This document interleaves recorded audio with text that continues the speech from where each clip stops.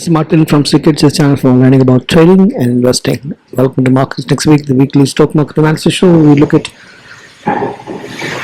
technical charts and try to understand what happened in the market with the previous week, and also plan for a better trading strategies, plans for the next weeks. Lots of things in the line: options, indexes, stocks, and much more. Let's deep dive into the charts. That's a weekly view on the left side, and right side you have the daily view of Nifty 50. You can clearly see the downtrend, 6 weeks of continuous red, and price seems to be within a trend line on both daily and weekly as well. Seems like it has attempted to break out of that panel channel, but unfortunately it's fallen back to it. And otherwise, if you look, it's a cup pattern and it's a cup handle formation. So in a time it could find support and then bounce up. If that happens, it's not good.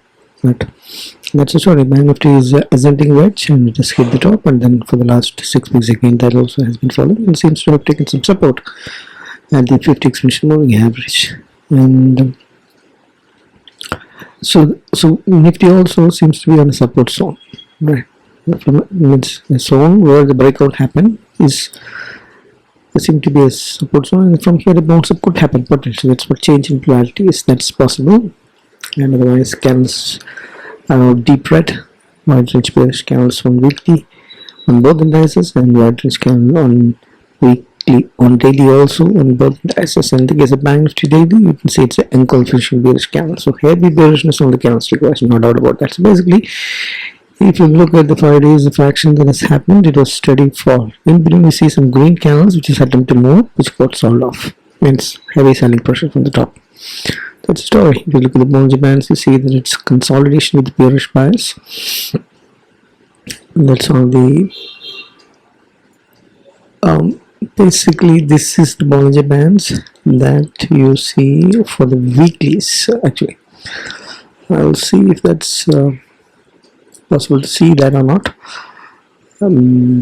But yeah, and that's the story. That's the story about some Bollinger Bands. If you see, this is what it looks like on the daily.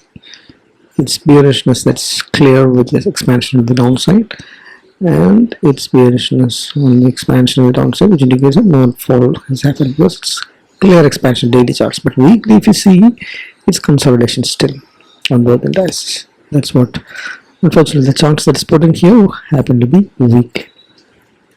So Bollinger Band is also indicating negative bearish bias in the short term.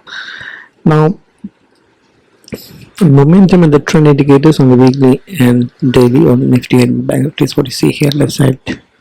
It's a weekly analysis. Clearly says it's downside falling, but momentum is sideways, not at bearish. So medium term it's still sideways is a hope for the bulls.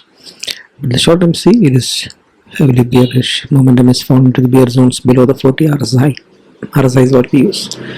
And similarly, ADX, the trend indicator, also is clearly bearish on both time frames and both indices. So bearishness is increased in trend and the momentum. The trend and the momentum has gone to the bear zones, except the momentum is slow. The sliding is not that very fast. That's why the momentum is still not bearish on the medium term, but momentum in the short term is heavily bearish. No, except for the medium term momentum, everything is bearish. Weeks, another good factor for the bulls is the fact that India weeks is only spiked 0.5% despite all this drama. 6 weeks of fall and the weeks is still at 12. That means there's very little fear. No, market is correcting, and there is a hope in the market that probably it may not worsen. You will find the support some place. That's what you see, that the VIX is spiking. That's one thing. And if you look at the open interest analysis, it's clearly short build up on the futures high. And for the weekly and monthly Banknifty, weekly Nifty and Banknifty both have PCR for the options. OI is showing bearishness 0.5 and 0.7. Levels, there's very wide range for the Nifty. Between 24,000 and 25,000 is where the highest put and call writing is there. And 54 and 56,000 is a wide range of volatility that can be expected. That's where the highest put and call writing is seen. Another way of finding the support resistance levels is to look at the technical charts. obviously the levels. There is a gap here that could come as the first major support. That's coming near the 24,164, right? And after that, it can find supports at the Fibonacci 50 levels. So on the top side, this 50 and 20 exponential moving average will be the major resistances, and after that, the Fibonacci 23s and pricing highs and all-time highs and all that would be the resistances. Similarly, Banknifty also is taking a support at the 100 exponential moving average. So next now would be 200. Here 200 from Nifty is already lost, but Banknifty is not lost. That usually Banknifty loses that first, but Banknifty is not there. So for support, major support would be there somewhere at the 54,000 levels, and similarly 20, 50, 500. 20 and the 50 daily exponential moving average at 56 would be the major support. That's what the levels are. The exact levels you can make out from here. Here the demo is daily exponential moving average. RN is rounding number. PSH is producing highs. Fib is Fibonacci. RN is rounding number. Gap is window gap. So make note of these levels. Correlate that with the OI levels, which still has 4 more days for the weeklies, and then come to a conclusion on where you have to place the bets on the support and resistances. Let's move on. Sectors, the different major sector indices, if you watch, it was a flattish green that's seen only on the metal and the auto. Otherwise, everything is down. IT has again fallen down. Pharma is 1.5% and 2.4%, 2.5% FMCG in reality. So, overall, sector indices are all sliding down the sideways momentum, we can say, mostly. Nothing has fallen the medium term bearishness yet. So that's a good thing. So that's correction that's happening there. Weight stocks, 5 healthy stocks, heavyweight stocks. If you see, HDFC Bank is showing bullishness, but last week it was a deep red with a clearly showing the resistance and clearly showing a wide range bearish gap. But moment was slightly into the sideways source, but on the edge. So HDFC and Reliance and ICICI was holding it. Reliance also is showing deeper sideways falling in the medium term. When ICICI Bank is literally sideways and falling. So heavyweight stocks in trouble. Look at this. The IT, the Infosys and the TCS stocks are in deep red bear zones. That's what is keeping the market on the rocks. So Kodak Bank as usual. It's a gap time fall, but Kodak Bank used to go up and down. So we don't have to consider that much because it's a counter stock. ETC also consolidating the sidelines. So what exactly went wrong was the HDFC Bank, ICICI Bank and Reliance along with the IT stocks. When that's gone, then market has to fall. It's exactly what happened. But the market also is on the downfall, sideways, not at bearish on the medium term. You can see that. Long way to go. So but we're weak for the mid cap and small cap as well. So the selling is across is what it's indicating. Now, if you look at the foreign institutional participations, you can see it's another 10,650 crores of selling, and they are keeping on buying, and that's the only thing holding the market. Even the longs on the FIDs on the liquidity side are also more up. So the betting is on the downside by the institutional players. Institutional players, as personal finance, are not buying is a concern. Now, if you look at the currencies, commodities, and the US markets, it's an analysis that we're going to do. The global cues, what is it all about? So dollar is falling, which is good for emerging markets like ours. You can see the dollar is almost at the bottom of the consolidation zone, right? It's at 98.26. US INR, the currency pair, ours spikes up, which is bad. Rupee has become even more weaker, 87.44 for a dollar. That's really bad. Crude oil is fine, just fallen down. Because of the Russian negotiations of all those things. So 63 months. But crude oil falling is good, right? But rupee weakening is bad. Dollar weakening is also fine. So it's a mixed bag. But look at US markets. It's at all-time highs. And that's where the thing is. US markets slightly slipping the sideways previous week, but this week is just recovered. That's at all-time highs. Dow Jones, S&P 500, and Nasdaq, and all that. So this market is in green. It's 1% up on Dow Jones, 3.8% on Nasdaq, and 2.5% on S&P 500. So it's bullish rising and very close to the all-time high. So mother market is rising up is good. Gold is spiking up is not that good for market assets because money may be moving out of the stock market. Is what is probably gold rising up and not ready to fall down is indicating. You can look at the gold here. See, gold is consolidating at the very top. It's once again heading towards the top. It's not ready to fall or go for a correction even after 100% rally in the last 2 years. So that's the story. Mixed bag. Overall, global cues are not that bad. Now the market is doing good. Dollar is weakening. Crude is weakening. Gold is it's a hedging instrument also. So global cues are overall not that bad. Now, actions. That's about the analysis. Let's take it into actions. Remember, these are not stock recommendations.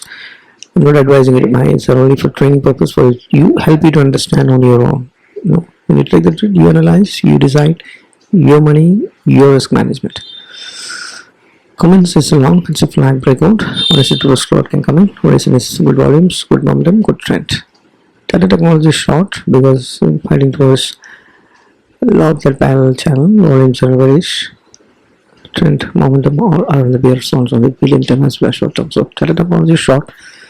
Comments long. That's the two stocks. Now again, final strategy. Again, not recommendations. This is the usual not fully hedged Batman strategy. Basically, you're selling inside hedges and selling outside hedges or TMs both. If you want, you can buy wings to protect yourself from full big moves. You can do that, but then you'll not have anything left. No. So as long as it gives a very good range, market is not going to fall more than 2 standard deviation. Normal cases, but if it happens, just that's a risk that we may have to take. If you can't take that kind of risk, then but you should take the wings out on the left side, which is not there mentioned here. So this one is basically selling 24,700 call, 24,750 call, and set 23,800 put, 23,750 call and put both are sold, and then inside hedges are taking 50 points. No, within 50 points gap, and it's giving a very good range of 23,700 and 24,850. So as long as market is in this way, then things should be fine. That's it. Let's try to wrap it up. So market is getting weaker and we got 6 consecutive week of falling. So another 80 close trend momentum, everything getting hit. FS continued to sell, but the rally so far has been less than 18% and less than 13% with the Banknifty. So we had a tremendous rally. The market is taking its sweet time to slowly correct and then mop. So only way to understand from the analysis as to what view the market view has to be, is to put together different parameters in buckets of the bulls and the bears. So again, this week also the bulls seems to be stronger. The bears seems to be stronger. But if you look at the bulls, you just have the India weeks not spiking too much. That's the only advantage. Apart from the fact that the medium term momentum and the trend still remain to be in the sideways. This is mistake. Remain to be sideways, right? Not actually bullish. That's those are the two things. The US market is green, and all those global cues are okayish. So that's the only things in the bucket of the bulls. But if you look at the bears, you see that it's lost the 200 exponential moving average in the case of Banknifty. In the case of more than dices on the short term, and the open interest for the options and the futures both are showing bearishness. FIs indicate net sellers again and again. That's also not that great. And short term momentum and the trend is in bearishness for confirmed. One of the bands in the short term is showing clear downside expansion, which indicate more fall. The sector is not in great shape. Heavy index are slipping the sideways, not bearish yet, I can say, but yeah, they're all slipping down, week after week. That's what is happening. So IT is in deep trouble. IT is a defensive sector, but it's not giving any support. When the market is crashing is a concern. So yes, Trump tariffs is what has triggered this whole episode of falling. We all know that, right? But the hope in the market is that this will eventually get solved and there will be some kind of deal that may come in. And as long as that is not coming, market could be volatile for a long period. 6 weeks, that's why it is waiting. And if there is a confirmation that is not going to happen, then there could be more corrections that could come in. So market view is clearly bearish based on the technical charts and the other parameters. Volatility can be expected next week. In this last 2 weeks also, volatility has been high even though the trend is clear as bearish. Volatility in between the week has been high, but it's not. Volatility remains at that range is a hope, and the reason for that is the market is probably hoping for some kind of solution for these US tariff things to come up in some point in time, and any confirmation that comes in against that or in favor of that could mean a break or a break even. So keep a close watch, and before the next week, 24,000 is the range that I have in mind. 54,000, 56,000 is the range that I have in mind for the Banknifty. As long as it's 26,000 and 57,000 is not clearly conquered, we still may be correcting. And if that is clear and conquered clearly, then we have continuation of the rally. Until then, we consolidate, correct, and more. As I always say, hedge your portfolios, hedge your positions mandatorily. Risk management is all that trading is all about. Portfolio and positions both. And hedging strategies can also be used with the option to make some money using rental strategies like cash crowd, put, and all that. Check the playlist, we have lots of stuff in there. That's all I have for this week, and I hope you had some kind of learning, some kind of analysis, proper analysis. You might have, if you think that it has happened, then you can subscribe, you can like, you can put your feedback, you can share it with us and all that. I'm also active on X, where I put in daily, technical analysis and all that. You can subscribe to that as well. That's all I have for this week. Thanks for watching. Happy trading, happy learning, happy investing. Bye bye.